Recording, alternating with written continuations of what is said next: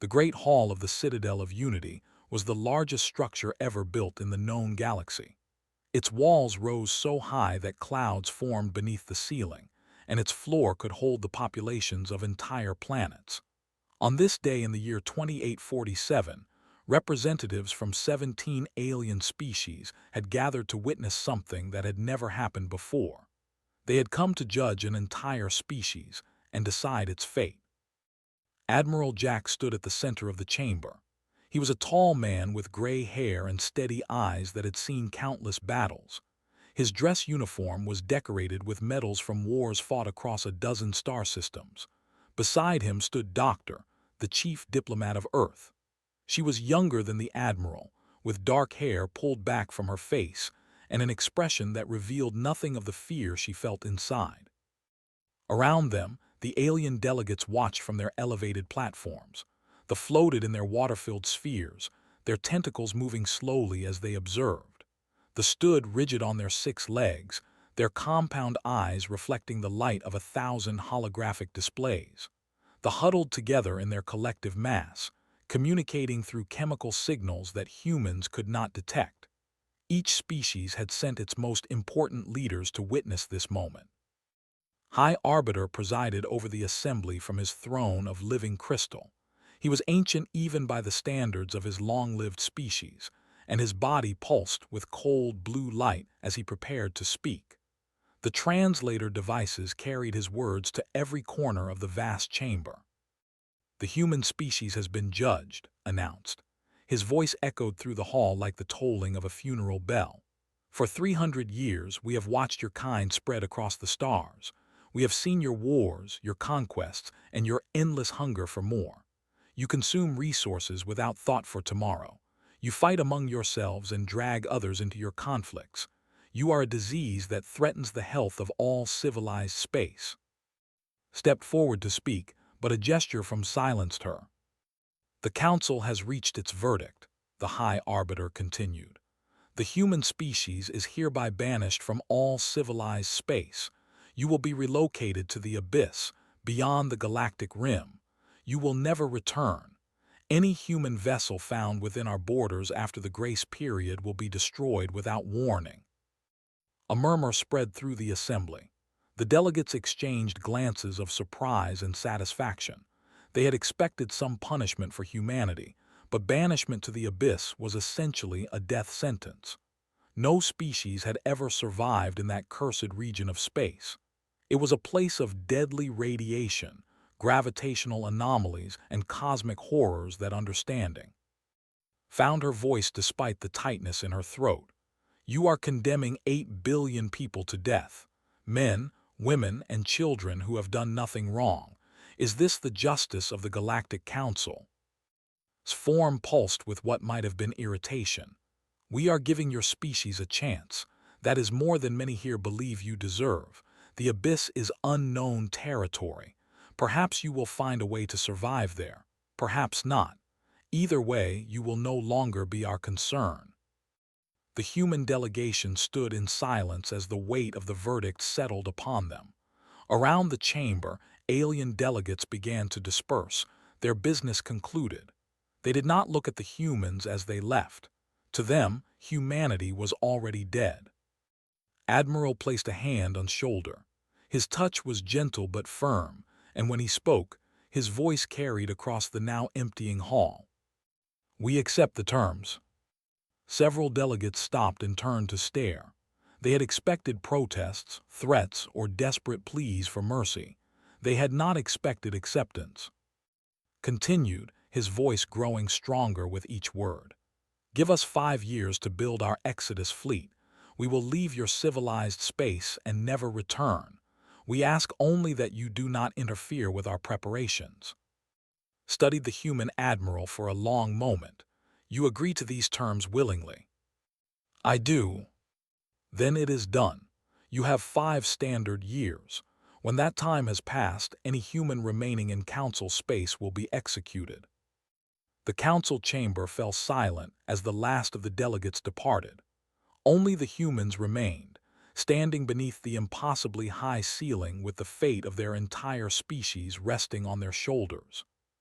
turned to with fire in her eyes. "Why did you accept? We should have fought. We should have demanded better terms." The admiral shook his head slowly. "Fighting would have given them an excuse to destroy us now. This way we have time, time to prepare, time to build, time to become something they never expected." Within a week of the verdict, humanity mobilized as it never had before. Every shipyard in human space began working around the clock. Commander Sam Fletcher took charge of the orbital construction platforms above Earth, directing the building of vessels that could carry millions of people into the unknown. Lieutenant Commander Lisa Vance coordinated the logistics of the greatest migration in human history, organizing food supplies, medical equipment, and everything else that billions of people would need to survive. Engineer Ben Carter led the team designing the ships themselves. He worked without sleep for days at a time, creating vessels that could withstand the radiation and gravitational chaos of the abyss. He reinforced hulls, redesigned engines, and invented new shielding technology that had never existed before. When his colleagues told him that his designs were impossible, he simply smiled and kept working. Across Earth and the human colonies, families packed their belongings and said goodbye to homes that had been theirs for generations. They loaded onto transport ships and made their way to the gathering points where the Exodus fleet was assembling. Children pressed their faces against windows to watch the stars go by, not understanding that they would never see those particular stars again. The 5 years passed more quickly than anyone expected. When the day of departure finally arrived, a fleet of 10,000 ships hung in orbit above Earth. They were filled with 8 billion human souls, everything that remained of a species that had once dreamed of ruling the galaxy. Admiral stood on the bridge of the flagship Unity and gave the order to depart. One by one, the ships of the Exodus fleet engaged their engines and turned toward the darkness beyond the galactic rim. Joined at the viewport as Earth shrank behind them, she watched until her was nothing more than a tiny blue dot among millions of stars. "They think they have killed us," she said quietly. Allowed himself a small smile. "They have no idea what they have done. The Council saw our aggression as a weakness to be punished. They do not understand that it is our greatest strength. We have survived ice ages, plagues, and wars that should have destroyed us. We have always found a way to endure." The fleet crossed the boundary into the abyss, leaving civilized space behind forever. Ahead of them lay only darkness, danger, and the unknown. But humanity had never been afraid of the dark. The first year in the abyss was a nightmare that tested every limit of human endurance. The radiation storms came without warning, sweeping across the fleet like the wrath of an angry god. Ships that had taken years to build were torn apart in seconds. Thousands of people died in their sleep as invisible waves of energy passed through their hulls. Captain Shaw commanded the scout vessel Endeavour, and he spent every waking hour searching for safe passage through the chaos. His co-pilot, Lieutenant Amy, had grown up on a mining colony near the galactic rim, and she had an instinct for reading the strange patterns of the abyss that no instrument could match. Together, they mapped routes through the radiation belts and marked the gravitational anomalies that could crush a ship like a tin can. On the flagship Unity, Admiral received grim reports every day. 40 ships lost to a storm near the fleet's left flank. 20 more destroyed when they strayed too close to a spatial rift. Disease spreading through the lower decks of a dozen vessels because the water recyclers had failed. Food supplies running lower than expected because some of the storage ships had been damaged during the crossing. Doctor walked the corridors of the refugee ships, trying to bring comfort to people who had lost everything. She held the hands of the dying and spoke words of hope to children who cried for homes they would never see again. At night, she returned to her small cabin and wept alone in the darkness, wondering if she had led her people to their doom. But humanity did not surrender to despair. In the second year, Dr. Cole made a discovery that would change everything. He was who had spent his career studying alien life forms, and he became fascinated by the strange organisms that drifted through the void of the abyss. They were not like any life he had ever encountered. They fed on radiation and grew in the vacuum of space, pulsing with bioluminescent light. Cole spent months studying these creatures in his cramped laboratory aboard the science vessel Discovery. His assistant, Price, helped him develop techniques for capturing and cultivating the organisms. She was a practical woman who had grown up on a farm back on Earth, and she approached alien biology with the same patient determination she had once applied to growing crops. Together, they discovered that the abyss organisms could be processed into a nutritious substance that humans could digest. It did not taste good, but it would keep people alive. Within 6 months, every ship in the fleet had begun cultivating the organisms in special tanks. The food crisis was over. The third year brought new hope when Captain Shaw transmitted an urgent message to the fleet command. His voice crackled with excitement as it came through the communication systems. "We found something, a stable planetary system with 3 worlds that can support human life. I repeat, we have found habitable planets." Admiral ordered the fleet to change course immediately. It took 4 months for all 10,000 ships to reach the system that Shaw had discovered. When they arrived, they found something beyond their wildest dreams. The 3 planets were rich with resources that did not exist anywhere in civilized space. Strange minerals glowed with inner light. Energy sources hummed beneath the surface of the ground. Materials that the laws of physics as humans understood them lay scattered across the landscape like gifts waiting to be claimed. Doctor led the first landing party down to the surface of the largest planet. She stepped out of the shuttle onto soil that no human had ever touched and looked up at a sky filled with unfamiliar stars. Tears streamed down her face as she planted a flag in the ground. "We will call this world Haven," she announced to the colonists who had gathered around her. "The Galactic Council thought they were sending us to our graves. Instead, they have given us a kingdom." The colonization happened faster than anyone had thought possible. Within a year, the first permanent settlements had been established on all 3 worlds. Engineer Ben Carter designed new buildings that used the unique materials of the abyss, creating structures that were stronger and more efficient than anything humans had built before. Cities rose from the alien soil, filled with the sounds of children playing and families beginning new lives. The resources of the abyss fueled a technological revolution. Carter developed a new type of engine that actually fed on the gravitational anomalies instead of being destroyed by them. Ships equipped with this technology could travel faster and farther than any vessel in the known galaxy. Doctor, a medical researcher, created treatments from abyss organisms that extended human and cured diseases that had plagued humanity for centuries. But it was the military innovations that would prove most important in the years to come. General Chris Holland recognized that the humans of the abyss would need to defend themselves. The Galactic Council had promised death to any human who returned to civilized space, and there was no guarantee that promise would not be extended to the abyss itself someday. Holland established training camps on the second planet, which the colonists had named Forge. He recruited young men and women who had grown up in the harsh conditions of the Exodus and shaped them into soldiers unlike any the galaxy had ever seen. They could survive radiation that would kill ordinary humans. They could fight in environments that would drive others mad. They were tough, resourceful, and absolutely loyal to their people. Commander Laura developed new combat tactics designed for the unique conditions of the abyss.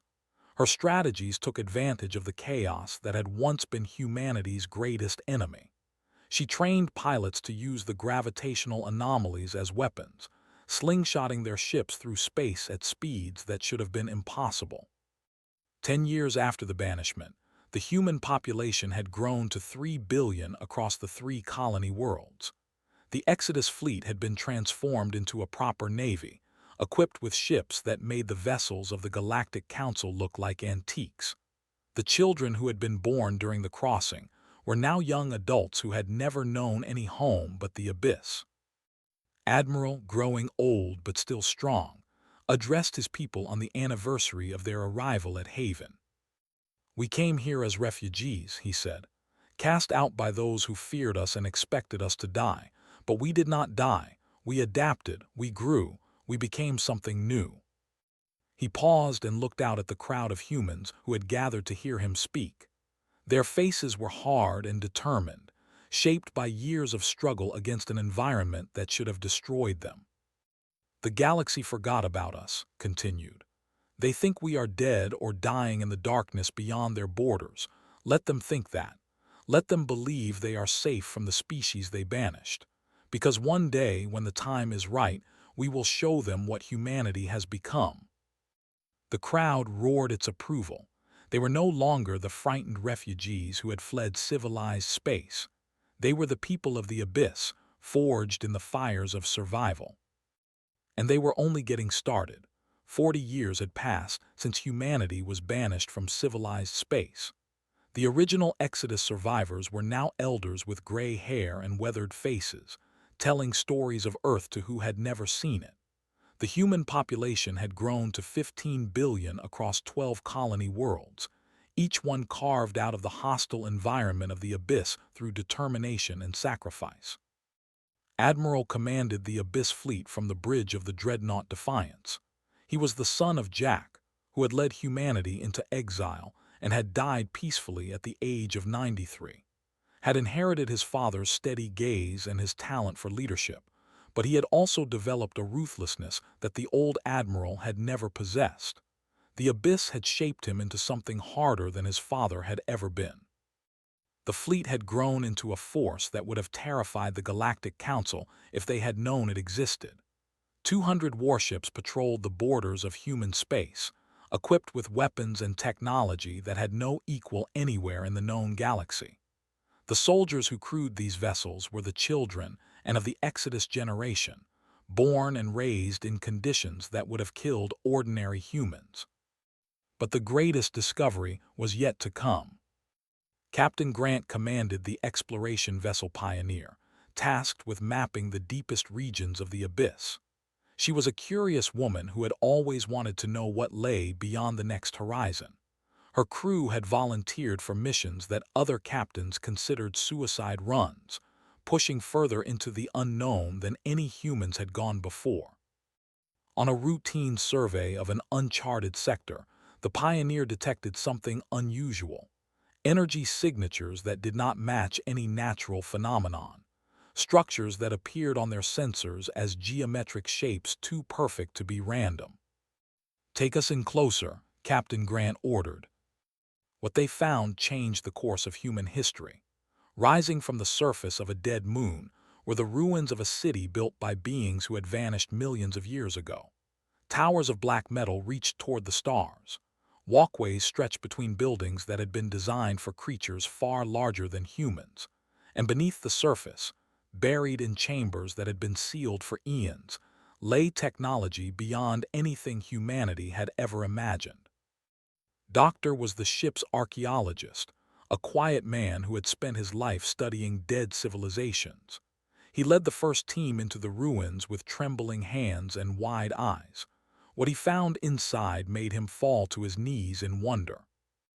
"They called themselves the Architects," reported to the Council of Governors weeks later. His voice was hoarse from days of non-stop work and too little sleep. "They ruled this region of space millions of years before any current species evolved. They built wonders that we can barely comprehend. And then they disappeared." He activated a holographic display that showed images from the ruins, machines that could reshape matter at the molecular level, weapons that harnessed the power of stars, computers that contained more information than every database in the Galactic Council combined. "They left all of this behind," continued, "almost as if they wanted someone to find it, someone who would come after them and continue their work." The discovery sparked a golden age of advancement. Human scientists worked around the clock to reverse engineer the architect technology. They combined it with their own innovations, creating hybrid systems that were more powerful than either source alone. Dr. Cole, the son of Cole, led a team that developed energy weapons capable of piercing any shield. Engineer Shaw designed armor plating that could repair itself after taking damage. Captain created navigation systems that allowed ships to fold space itself, traveling vast distances in the blink of an eye. Governor addressed the human population on the 50th anniversary of the banishment.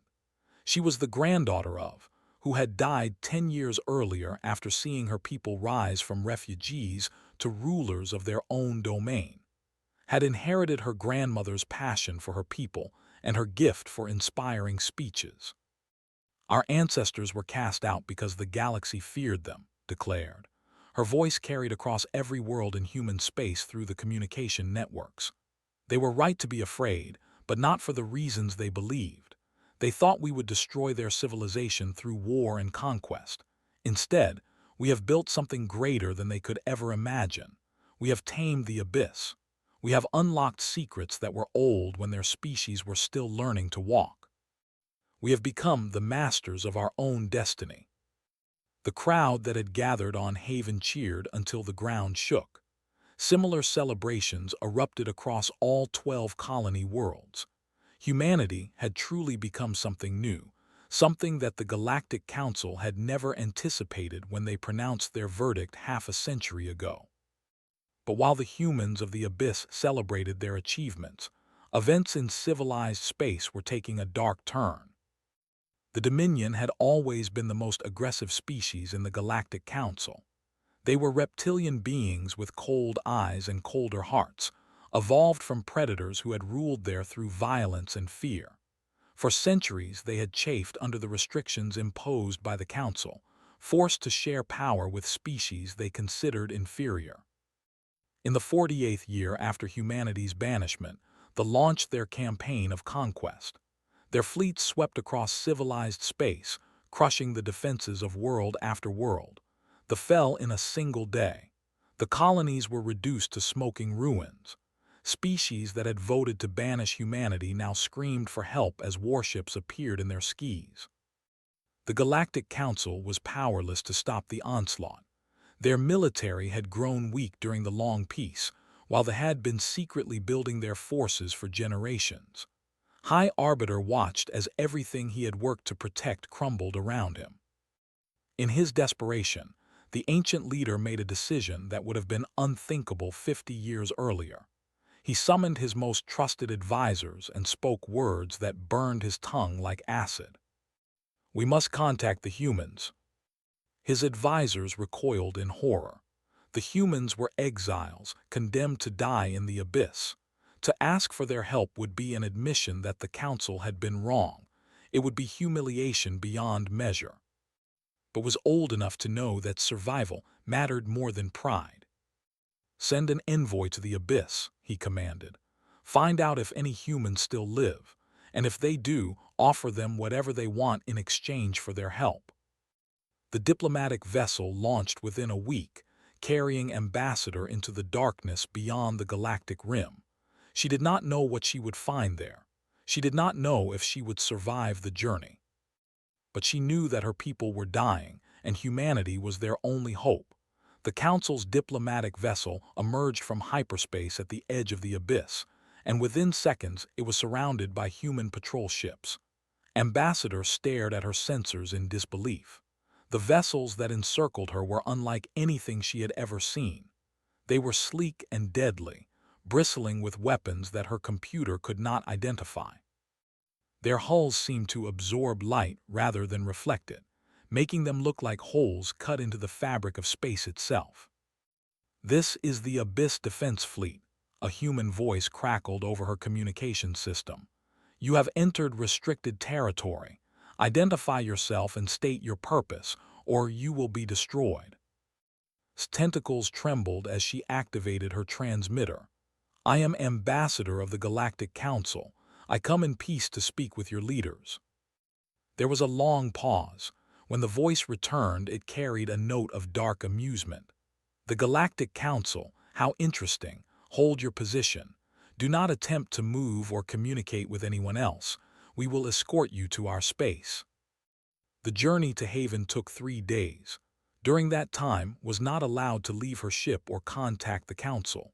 Human vessels surrounded her at all times, their weapons trained on her hull. She had come to find refugees struggling to survive in the wilderness. Instead, she had found an empire. When she finally landed on Haven, was escorted through cities that took her breath away. Towers of gleaming metal rose toward the sky. Vehicles moved through the air in orderly patterns. Citizens walked the streets with confidence in their steps and pride in their eyes. This was not a civilization clinging to survival. This was a civilization that had conquered its environment and bent it to its will. Admiral met the ambassador in the Hall of Remembrance. It was a vast chamber built to honor those who had died during the Exodus and the hard years that followed. The walls were covered with names, thousands upon thousands of them, each one representing a human life lost because of the Council's verdict. Stood before a section of wall dedicated to the victims of the first radiation storm. His father's name was not there because Jack had lived to see humanity rise from the ashes, but many of his friends were listed, people who had believed in the Exodus and had died before seeing its success. "You have come to ask for our help," said without turning around. It was not a question. Moved forward on her 6 legs, her compound eyes taking in the monument and the man who stood before it. The threat in all civilized space. Dozens of worlds have fallen. Millions of people have died. The Council believes that with human assistance, we might be able to stop them. Finally turned to face her. His eyes were hard as stone. The Council believed many things 50 years ago. They believed we were a disease. They believed we would die in the abyss. They believed they were rid of us forever. Governor stepped forward from her position among the assembled human leaders. She was dressed in the simple clothes of the abyss, practical garments designed for a harsh environment. Around her stood generals, admirals, scientists, and governors, the people who had built human civilization from nothing. "My grandmother stood where you stand now," said. "She heard your people sentence us to extinction. She watched as 17 species voted to cast us into the darkness. Tell me, Ambassador, how many of those species are still alive?" His voice was quiet when she answered, 11. They have destroyed 6 of them completely. "And yet you come to us for salvation," shook her head slowly. "The Council spent 50 years forgetting about us. You probably hoped we were dead. Now that death comes for you, suddenly you remember that humans exist." General Stone laughed without any warmth. She was a warrior who had spent her life defending the Abyss colonies from threats both internal and external. Her body bore scars from a dozen battles, and her reputation made enemies tremble. "You recognize that you need us," Stone said. "That is not the same as recognizing that you were wrong." The debate continued for hours, presented her case with growing desperation, describing the horrors that they had inflicted on civilized space. Cities burned to ash, populations enslaved or exterminated, cultural artifacts destroyed simply to prove that the conquerors could destroy them. She begged for mercy, for compassion, for anything that might save her people from annihilation. Many humans wanted nothing to do with the Council. They remembered the verdict that had condemned their ancestors. They remembered the deaths, the suffering, and the years of struggle in the abyss. Why should they risk their lives for species that had tried to kill them? Others argued for intervention. Old hatred served no purpose if the galaxy burned. They would not stop at civilized space. Eventually, they would come to the abyss, and humanity would have to fight them anyway. Better to strike now while the Council's fleets could still provide some support. In the end, it was Dr. Cole who made the decisive argument. He was the foremost scientist in human space, a man who had unlocked secrets of the architect technology that others had thought impossible. But he was also a father and a grandfather, and he thought about the future as much as the past. "We have built something remarkable here," he told the Council of Governors. "But our children should have the choice to walk under different stars.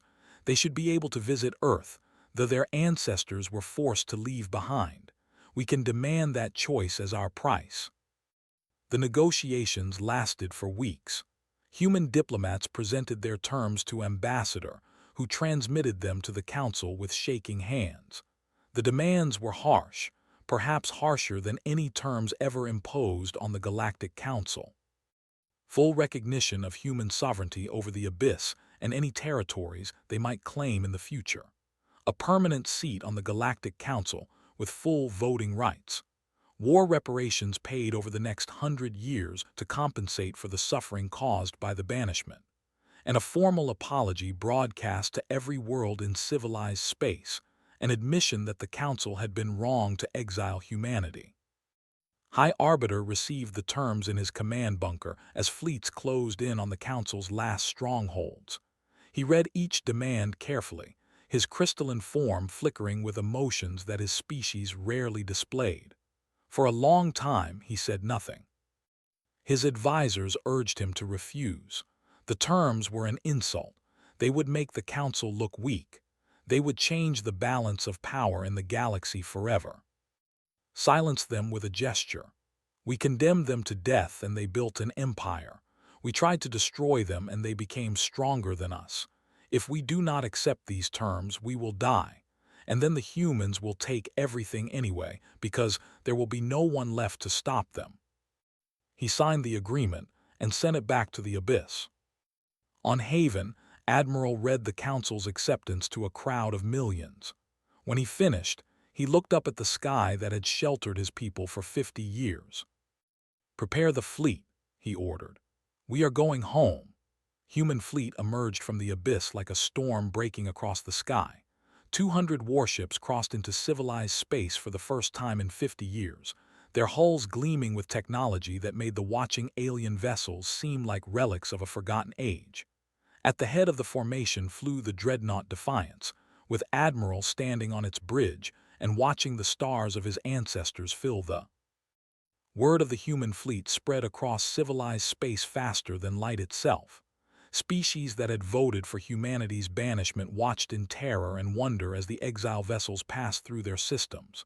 Some tried to flee, fearing that the humans had come for revenge. Others sent messages of welcome, hoping to curry favor with these new powers. Ignored them all. He had not come for them. He had come for the. The battle of would be remembered for 1,000 generations. The Armada had gathered above the Council, preparing for a final assault that would end the war and establish their dominion over the galaxy. 3,000 warships hung in formation, their weapons charged and ready to deliver death to the last defenders of civilized space. They detected the approaching human fleet and felt no concern. They had crushed every force that opposed them. What could 200 ships do against 3,000? Commander Greg Palmer led the first attack wave. His fighter squadron, the Black Wolves, had trained in the radiation storms and gravitational chaos of the abyss. Flying through enemy formations was almost relaxing by comparison. They wove between vessels like dancers at a ball, their weapons slicing through shields that should have been impenetrable. Captain Sandra commanded the destroyer Swift Justice. She had earned her name by hunting pirates in the outer reaches of human space, delivering final judgment to those who preyed on the innocent. Now she turned her skills against a larger enemy, her ship tearing through cruisers like a blade through cloth.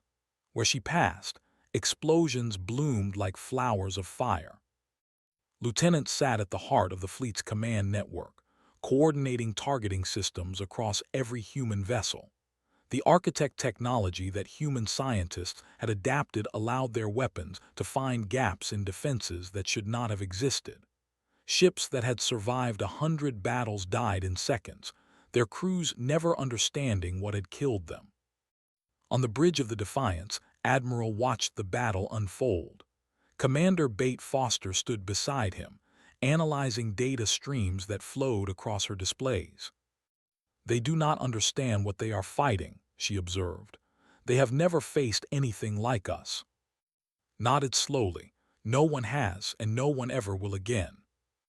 The commanders realized too late that they were not fighting ordinary opponents. The human ships were faster, their weapons more powerful, their tactics more unpredictable. Every strategy they had used to conquer civilized space failed against these enemies who had been forged in the abyss. The battle lasted 6 hours.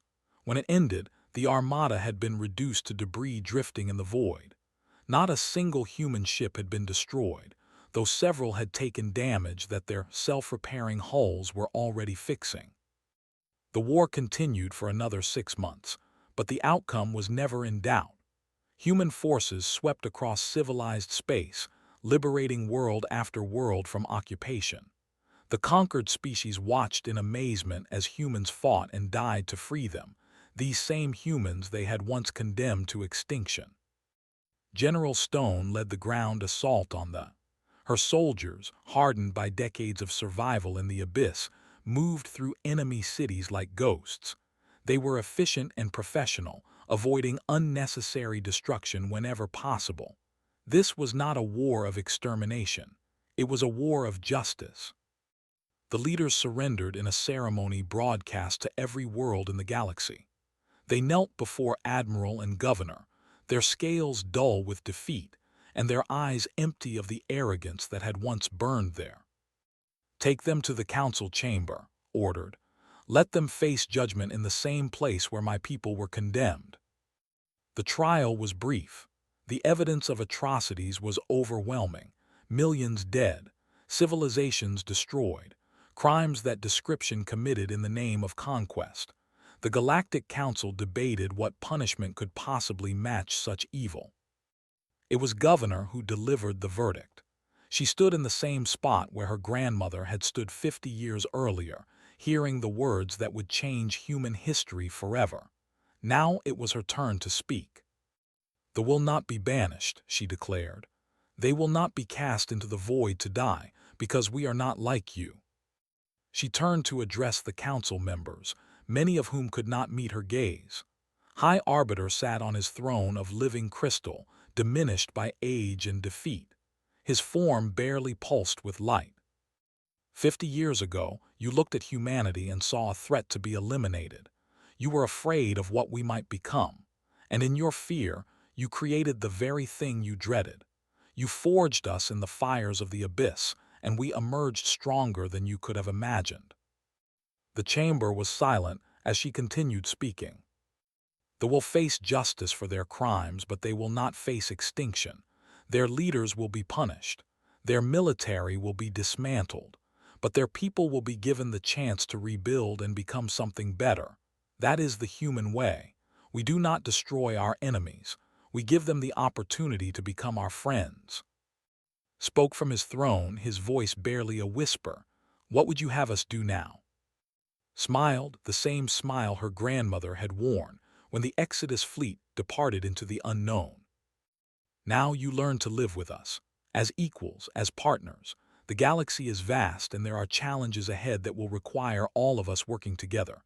The architects left warnings in their ruins, hints of something coming from beyond the void, something that makes the look like children throwing tantrums. We spent 50 years preparing for the worst the universe could throw at us. We are ready for whatever comes next. The question is whether you are." In the years that followed, the galaxy transformed.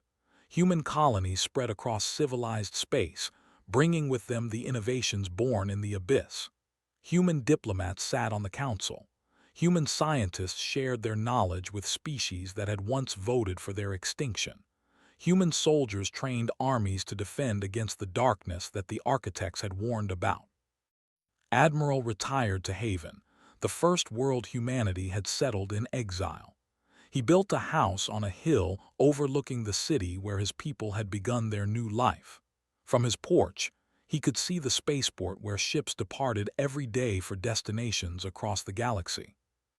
His son brought to visit him on warm summer evenings.